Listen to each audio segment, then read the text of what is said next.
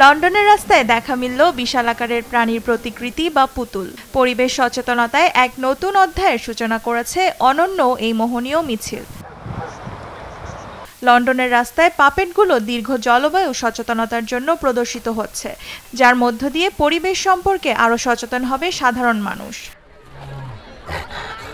আয়োজকরা জানান, পরিবেশ ও জীববৈচিত্র্য সম্পর্কে ধারণা প্রদান এবং মানুষকে উদ্বুদ্ধ করবে এ প্রদর্শনী। জলবায়ু পরিবর্তন সম্পর্কে মানুষকে ধারণা দিতেই এই উদ্যোগ।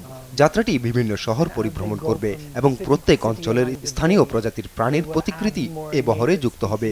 যাত্রাটি 20,000 কিলোমিটার পর্যন্ত দীর্ঘ হবে, যা কঙ্গো বেসিন থেকে শুরু হয়ে নরওয়ের উত্তরে গিয়ে শেষ হবে।